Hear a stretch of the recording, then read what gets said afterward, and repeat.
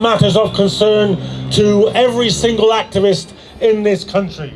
Without the ability to speak freely, without the ability to know the things that the corporate giants and the government departments don't want you to know, there can be no real knowledge of how the society works, and therefore no effective protest movement against it. So this is something that every single one of us, every trade unionist, every climate activist, everybody who defends civil liberties, every trade unionist has an interest in this case, just as we all have an interest in saving the planet. These are universals, that we want to end climate change, that we want a free press, that we want the freedom to organise and to protest. So for these reasons, we're very happy to be here with you today, and you're very welcome to come over to take the empty chair and to show your solidarity with the free press and to say, don't extradite Julian Assange. Hey!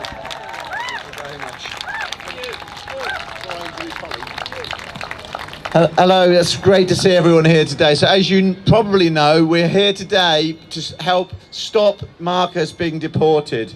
Holly, Marcus's partner, is about to speak, and she just wanted me to explain before we do why we're here today. So we've got this great chance to stop this deportation, and it's really like the pressure that we're building is already working. The Home Office, having said they're going to deport him, it's a done deal, they're now wobbling. So the more that we can build this pressure, there's a petition, there's leaflets here. Please encourage everyone to take a handful of leaflets, take as many leaflets as you can, pass them around, get people to sign the petition. Please, after today, spread that petition. But now we're just going to hear from Holly, who's Thank you.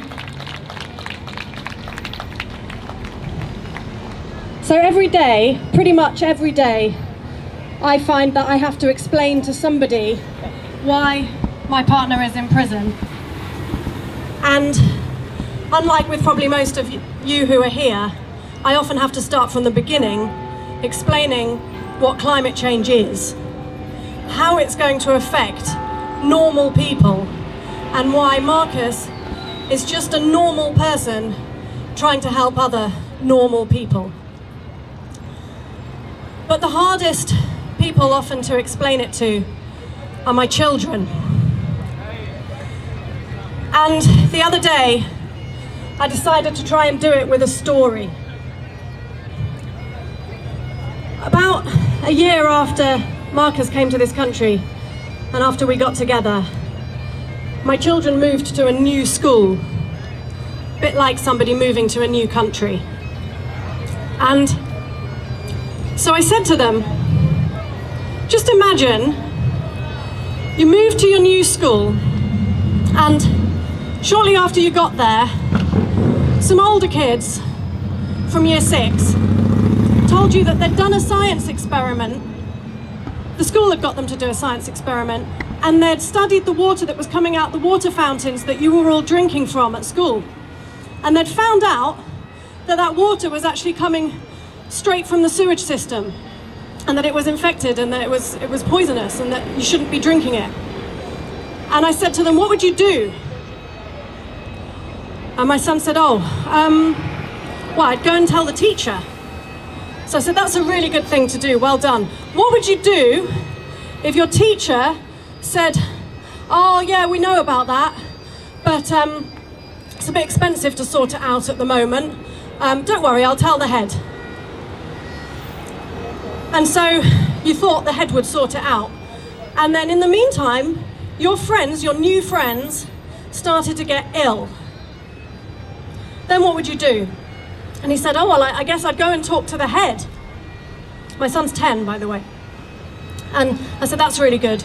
What would you do if you went and you talked to the head of the school and he said, oh, yeah, we do know about that, sorry. It's just that a lot of people are making quite a lot of money out of that system at the moment, and we need to make sure that they carry on making money out of the way that the water fountains are set up at the moment. So we'll make a goal, we'll sort it out in a couple of years' time. You may have left the school, but it will get sorted out, don't worry about it. What would you do then? That's when my son wobbled a bit, He said, maybe I'd come and tell you, and you could move me to another school. I said, yeah, but that wouldn't save your friends, would it? He said, oh yeah. Well, I'd tell you, and I'd get you to do something about it. I said, all right. Well, what about if you and I decided that nothing else had worked, we'd tried everything else, so one morning we went to the front of the school and we climbed up the posts at the sides and we dropped a big banner and we tried to stop everybody going to school for one day to tell them that the water was infected and that people would die if we didn't do something about it. He said, yeah, that's a good idea. I think he'd just started to clock what this was all about. He hadn't at first. And I said, well, and what about if when you did that, they came and they got you and they put you in the chokey? And if you don't know what the chokey is, it's a reference from Matilda that most kids know quite well now. And the chokey is like a prison, really painful, horrible place to be.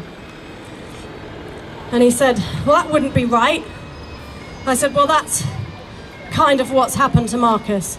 And I said, and if, just to top it all off, once you were in the chokey, somebody came to explain to you that they were going to send you back to your old school because you weren't one of the first people to arrive at this school, so you didn't have as many rights as the other people in the school. It was more important that all your friends got to school on that one day than that you tried to save their lives. And so once you're out of the chokey, eventually they're going to just move you.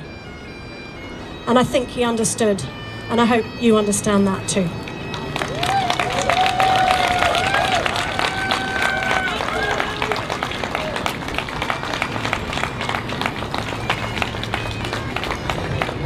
So we're going to march to the Home Office, and when we get there I think there are going to be some other speeches and I might speak again, and then Marcus is going to phone us from prison so that you can hear him speak, and I think he's got some things to say as well.